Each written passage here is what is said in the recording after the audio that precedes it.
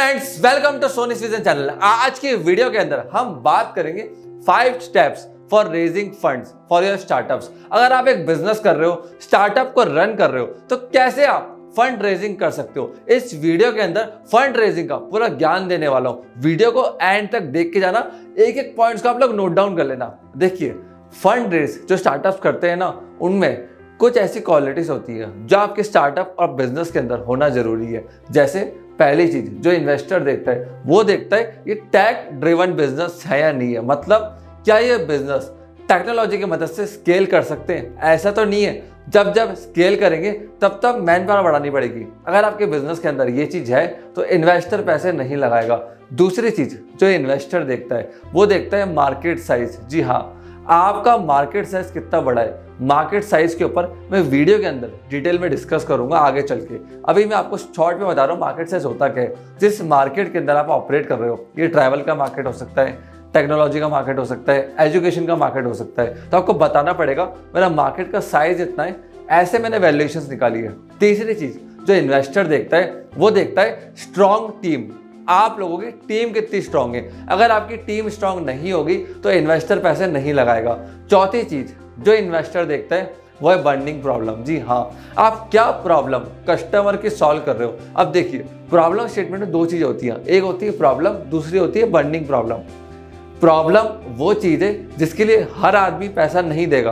Problem है जीवन में, बट पैसा खर्च करने के लिए रेडी नहीं है। दूसरी बर्निंग प्रॉब्लम, ये एक ऐसी प्रॉब्लम है जिसके लिए हर आदमी पैसा खर्च करने को रेडी है। एग्जाम्पल से समझाता हूँ। जोमेटो का लेते हैं एग्जाम्पल। अब बेंगलोर, मुंबई, दिल्ली, जहाँ पे ट्रैफिक बहुत ज़्यादा है, तो वहाँ पे खाने को लेकर आना, फूड को ऑर्डर को देना बहुत भारी काम पड़ता है। तो कस्टमर के लिए जोमेटो एक बर्निंग प्रॉब्लम का सलूशन है। बट छोटे सिटीज़ के अंदर जहाँ पे पॉपुलेशन बहुत कम है, कोई ट्रैफिक जाम नहीं लगता है, वहाँ पे जोमेटो सिर्फ एक छोटी प्रॉब्लम सॉल्व कर रहा है, बर्निंग प्रॉब्लम नहीं।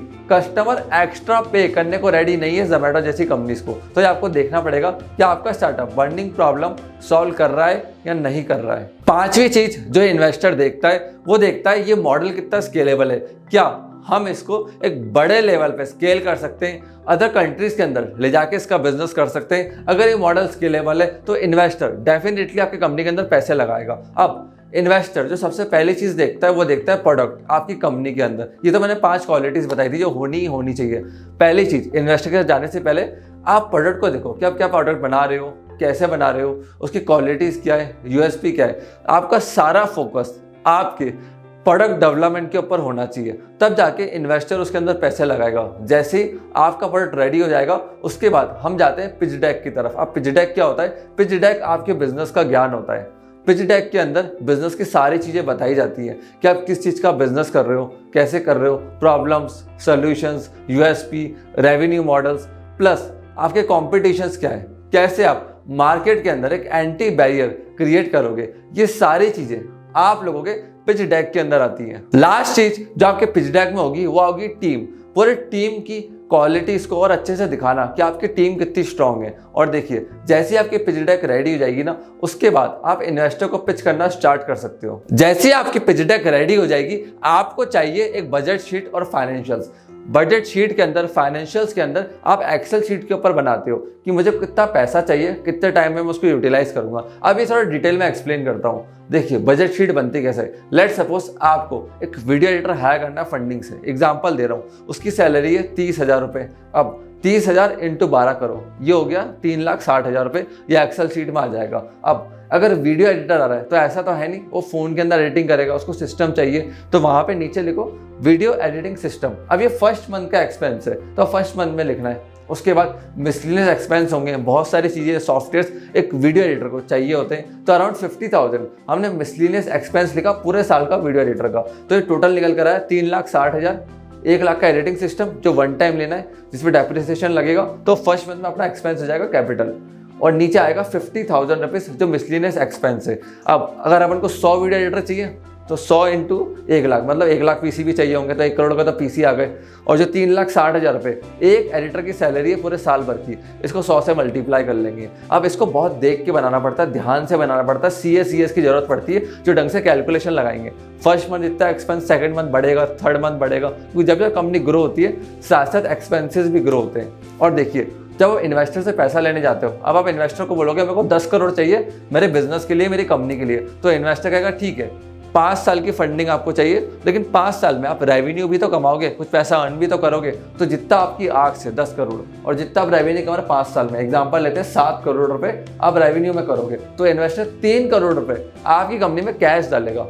अगर आप लोग अपने से कम समझदार लोगों को कंपनी के अंदर लेकर आओगे तो आप कभी भी एक बड़ी कंपनी नहीं बना सकते। इस चीज का ध्यान रखना। आपको चाहिए स्मार्ट लोग जो आपके बिजनेस को, स्टार्टअप को ग्रो करने में मदद कर सके। अब ये समझदार लोग आप लोग लेके कैसे आओगे? देखो, आपको उसके लिए बनाना पड़ेगा ईसॉप पूल। हर इन्वेस्टर को ये पूल चाहिए ही चाहिए होता है। जनरली ये पूल 7 to 15% का होता है। ईसॉप पूल का मतलब कि आप अपने एम्प्लॉयज को इक्विटी दोगे, उसको अपने पार्टनर बनाओगे, भागीदार बनाओगे, जिससे क्या है उनका इंटरेस्ट बढ़ेगा कंपनी के अंदर। क्योंकि देखिए, जिसके पास इक्विटी होगी ना, उसका इंटरेस्ट होगा आपकी कंपनी के अंदर, आपके स्टार्टअप के अंदर। बाकी लोग सिर्फ सैलरी लेके अपना काम करने आते हैं, इस चीज का ध्यान रखना। और अगर आप एक टेक कंपनी हो जैसे क्रेड, शादी.com, फेसबुक, इंस्टाग्राम, जिनका काम ही टेक्नोलॉजी के ऊपर है, वहां पे टेक फाउंडर्स को ज्यादा इक्विटी देनी पड़ती है। इस चीज का ध्यान रखना। वहां पे आपका ईसॉप पूल फिर टेक फाउंडर्स के लिए, टेक को फाउंडर्स के लिए 15 to 20% हो जाता है। जहां पे आपको 7 से 10% देना था, वहां पे आपको टेक फाउंडर्स को 15 से 20% देना पड़ेगा। और देखिए, startup idea is completely useless without great execution. अगर आपको बड़ा बिजनेस बनाना है ना, आपको चाहिए ऐसे लोग जो आपके आइडिया को एग्जीक्यूशन दे सके, वो बहुत जरूरी है। और अगर आप इन्वेस्टर के उस पैसे मांगने जा रहे हो तो सबसे पहले खुद का पैसा लगाना वो बहुत जरूरी है। आप खुद लोन लेके अपनी सेविंग से पैसा इन्वेस्ट करो बिजनेस के अंदर। इन्वेस्टर देखेगा ना कि भाई इसने अपना पैसा भी लगाया है, रिस्क पे चल रहा है, अच्छे रिटर्न्स लेकर आ रहा है, मैं अपना पैसा क्यों नहीं लगाऊं। अब लीगल रिक्वायरमेंट्स मैं आपको बता देता हूं। अगर आप फंड रेजिंग कर रहे हो तो प्राइवेट लिमिटेड मस्ट है, इस चीज का ध्यान रखना। आपको आईपीओ लॉन्च करना है। आज के टाइम में आपके लिए स्कीम भी है। अगर आप एक प्राइवेट लिमिटेड कंपनी हो, 1 साल का आपका टर्नओवर हो चुका है 10 लाख 50 लाख के अराउंड, और अगर आपके फाइनेंशियल्स अच्छे हैं, प्रॉफिट्स अच्छे हैं, बुक के अंदर 50 लाख का टर्नओवर है, तो स्टार्टअप इंडिया स्कीम के अंदर आप आईपीओ भी लॉन्च कर सकते हो। वहां भी आपको बेनिफिट मिलता है। बीएससी के थ्रू ये पूरा प्रोसेस किया जाता है। अगर आज इस प्रोसेस के बारे में जानना है तो नीचे कमेंट कर देना, मैं इसके ऊपर डिटेल में वीडियो बना दूंगा। अब देखिए, बेसिक रिक्वायरमेंट्स में सबसे पहली चीज प्राइवेट लिमिटेड होना मस्ट है। उसके बाद ट्रेडमार्क होना मस्ट है। तीसरी चीज जीएसटी। आपको हर ट्रांजैक्शन, हर काम कैश में नहीं करना है, ये सारा अकाउंट के थ्रू होगा। और देखिए, जीएसटी शुरुआत में नहीं लेना। अगर आप सर्विस इंडस्ट्री से हो, 20 लाख का टर्नओवर क्रॉस हो गया 1 फाइनेंशियल ईयर में, तो आपको जीएसटी लेना है। प्रोडक्ट मतलब गुड्स इंडस्ट्री से हो तो 40 लाख का टर्नओवर होते ही आपको जीएसटी लेना है। अब बात करते हैं लीगल प्रोसेस की फंडिंग को लेके। देखिए, सबसे पहला इन्वेस्टर आपसे टर्म शीट साइन करवाता है। इसको हम कहते हैं रोका। क्या? रोका। टर्म शीट के अंदर सारी चीजें बहुत डिटेल में लिखी जाती हैं कि हम क्या कर रहे हैं, कैसे कर रहे हैं, कितना फंड रेज कर रहे हैं, किस इक्विटी पे हमारी बात हुई है। टर्म शीट साइन होने के बाद इन्वेस्टर करवाता है ड्यू डिलिजेंस। ये सीए फर्म या लॉ फर्म करती है।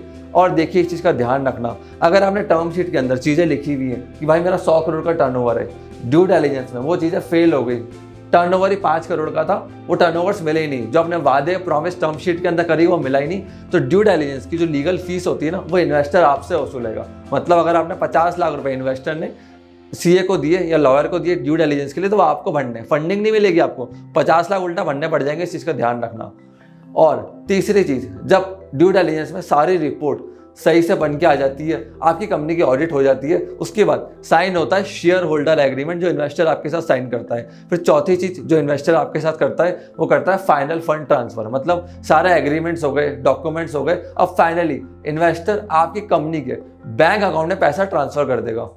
अब आप लोग कहाँ पे इन्वेस्टर्स को फाइंड आउट कर सकते हो फंडिंग के लिए? देखिए, सबसे पहले जो हमारे फंडर्स होते हैं वो होते हैं फैमिली एंड फ्रेंड्स, जो हमको अच्छे से जानते हैं। उसके बाद दूसरे लोग होते हैं हाई पे जॉब एम्प्लॉयज। देखिए, अगर आप लिंक्डइन के ऊपर जाओगे ना, वहाँ पे सर्च करोगे कंपनी के सीटीओ, सीईओ, सीएफओ, सीएसओ, पर हेड, एग्जीक्यूशन ऑफिसर। अब जितने भी बड़ी कंपनीज होती है जिनका टर्नओवर 5,000 10,000 करोड़ है, और जहाँ पे ये लोग बैठे हुए होते हैं ना, इनकी तनख्वाहें महीने की 10 लाख 15 लाख 20 लाख रुपए होती है।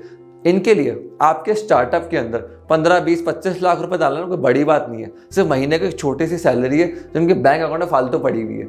अगर आपको इनके स्टार्टअप में दम लगा और इनको अच्छा लगा तो ये पैसा इन्वेस्ट कर देते हैं और ये आपको गाइडेंस भी देते हैं। तो लिंक्डइन के ऊपर जाके आप सर्च कर सकते हो, वहाँ पे कनेक्ट हो सकते हो। टाइम लगेगा, फाइंड आउट करने में। हो सकता है आपको 800 या 1000 लोगों तक रीच करना पड़े, बट एक बार आपको फंडिंग मिल गई ना पहले इन्वेस्टर से, तो दूसरा राउंड करना बहुत ईजी हो जाता है। तीसरी चीज, crowd funding. Crowd funding India में अभी इतनी फेमस नहीं है, धीरे धीरे इंडिया के अंदर फेमस हो रही है। चौथी चीज, एंजल इन्वेस्टर्स ऑन लिंक्डइन। आपको जस्ट लिंक्डइन पर टाइप करना है एंजल इन्वेस्टर्स, हजारों लिस्ट निकल कर आ जाएंगे एंजल इन्वेस्टर्स की, हजारों लोग आ जाएंगे, कंपनीज आ जाएंगी, प्रोफाइल्स मिल जाएंगी। वहाँ पे जाके उन लोगों से कनेक्ट होइए। डायरेक्ट फंडिंग की बात मत करो, अपने बिजनेस आइडिया के बारे में, बिजनेस के बारे में शेयर करो। और हमने इस समय कुछ एंजल इन्वेस्टमेंट फर्म से टाई अप्स करें। अगर आपको आपके स्टार्टअप के लिए फंडिंग चाहिए, पिच डेक चाहिए, फाइनेंशियल्स चाहिए, या आप इन्वेस्टर ढूंढ रहे हो, तो आप हमें इस नंबर पे कॉल कर सकते हो। मेरी टीम आपको फंडिंग के प्रोसेस के अंदर, इन्वेस्टर्स कनेक्ट के अंदर मदद करेंगी।